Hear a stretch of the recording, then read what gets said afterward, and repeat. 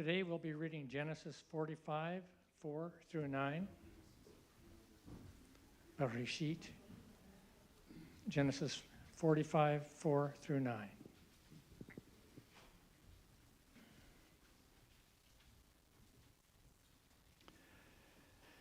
Vayomer Yosef el Echav, Geshu na elai, Vayigashu. Vayomer, Ani Yosef achichem, asher machartem oti Mitzrayma, ve'ata al te'atzvu, ve'al yichar be'enechem, ki machartem oti hena, ki lemechia shelachani Elohim lifnechem, ki ze shnatayim hara'av bekerev ha'aretz, ve'od 5 shanim, asher ein charish v'katzir, ve'yeshlacheni Elohim lifnechem, לשום לכם שארית בארץ, ולהחיות לכם לפליטה גדולה. ועתה, לא אתם שלחתם אותי הנה, כי האלוהים וישימני לאב לפרעה ולאדון לכל ביתו, ומושל בכל ארץ מצרים. מהרו ועלו אל אבי ואמרתם עליו, כה אמר בנך יוסף, שמני אלוהים לאדון לכל מצרים, רדה אלי, אל תעמוד. And Joseph said unto his brethren, Come near to me, I pray you. And they came near, and he said, I am Joseph, your brother, whom ye sold into Egypt. And now be not grieved, not angry with yourselves, that ye sold me hither. For God did send me before you to preserve life. For these 2 years hath the famine been in the land, and there are yet 5 years in which there shall be neither plowing nor harvest. And God sent me before you to give you a remnant on the earth, and to save you alive for a great deliverance. So now it was not that you sent me hither, but God. And he hath made me a father to Pharaoh, and lord of all his house, and ruler over all the land of Egypt. Hasten ye, and go up to my father, and say to him, Thus saith thy son Joseph, God hath made me lord of all Egypt. Come down unto me, tarry not.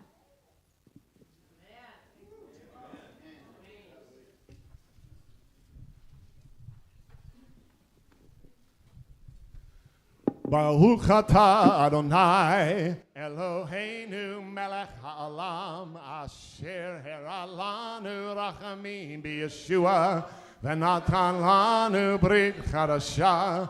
Baruch atah Adonai noten hamashiach. Amen.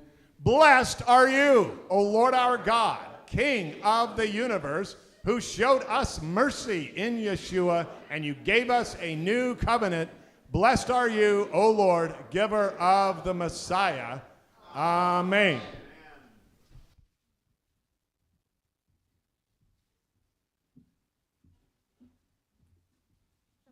You may be seated. I usually read because it's very difficult for me to keep time, and I need to keep it very short.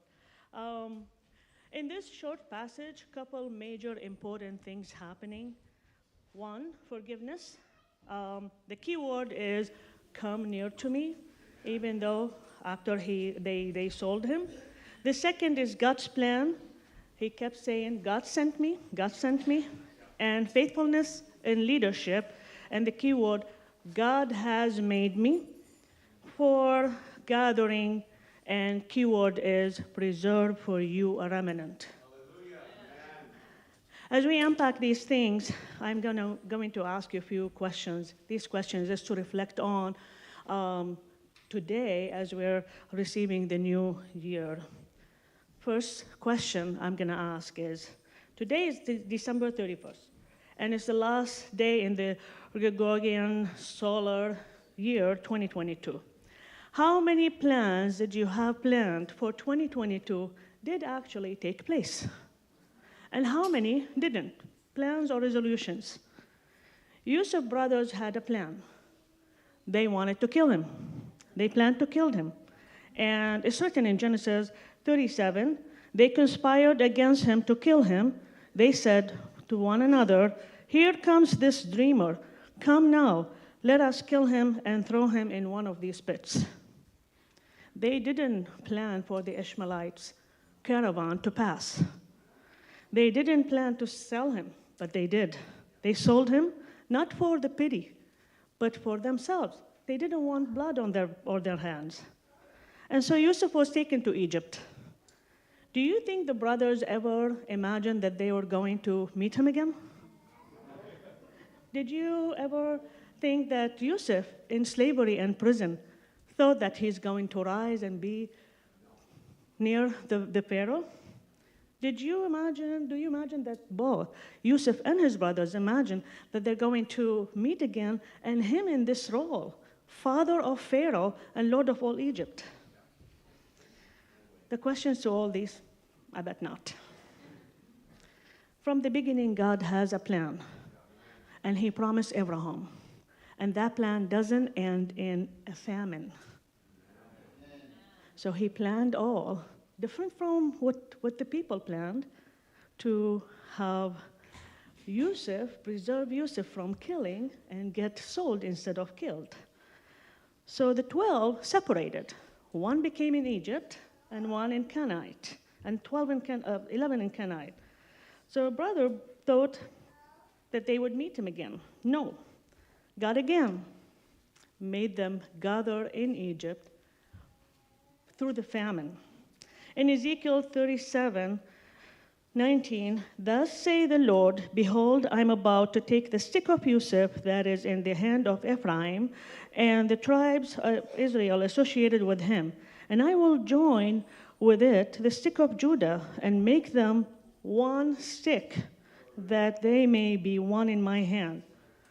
God gathered them again, all the 12, so they later be delivered to the promised land. 12, not 11. What we take from this? When you and I mess up, like Joseph's brothers, God in his grace make all things work together for his people and for his plan, because his plan never changes.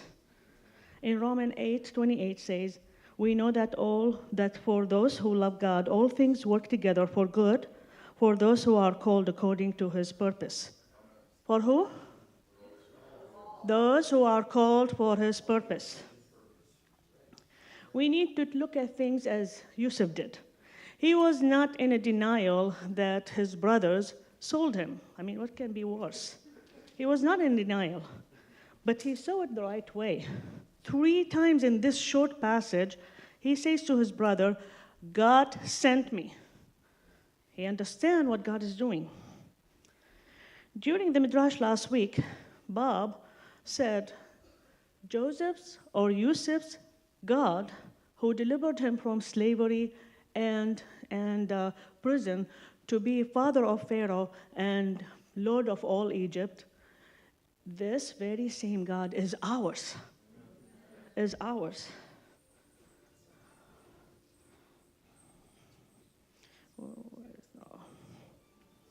And he never changes. He's the same yesterday, today, and forever. So the more questions will come here. Do we believe Yusuf's Lord is ours? Or something happened in the past and it's just gone. It's not going to happen to me. When our plans do not work, do we get frustrated, upset, or discouraged? Or we think and believe that God is working in his perfect plan for our role in his plan, in his everlasting plan? Let's summarize Yusuf's bio and life and make it a model for our thinking. Yusuf had dreams and visions. He believed in them and was honest in telling his family. He was faithful and never compromised in his faith. He knew who his God is and who he was in his God. He used his gift, the gift God gave him, while he was in slavery, and waited upon God. He forgave his brothers even before they asked for forgiveness. When he said, "Come near to me." He took the role God gave him and marched in God's plan for Israel and the entire world through Israel. So for you and I, in this mad world we're living on today, in this awful world noise, what we have to do? Incline our ears to God. Know who you are in Him, Almighty living God, King of the universe, the everlasting God, never changes. Do not compromise, and make sure to double underline, do not. Do not compromise. Like Yusuf, forgive those who hurt you and start fresh. Release yourself from this mind and heart prison and start fresh. Be faithful, for our God is faithful. As a true believer, believe that you are not just another person in the crowd. If you remove yourself from the picture, there will be a hole. You are an important piece of God's plan. So rise and take your role. In closing, God gave promises to his people, the Israelites, and the Gentiles who joined in the blood of the Lamb, Yeshua. He never contradicts himself. He never changes. All these promises are ours to take. Like Jacob, Israel, let's hang on the rock of ages and let not go until he blesses us. And God will give us the wreath of life here during this life and after. Success in this life, it may not be what you planned, it may not be what you expect, but it's the perfect success for the unique purpose you had been called in his plan. For 2023 and all the years to come, write your plans in pencil. I'm quoting a pastor here. For God's plan is written in everlasting ink.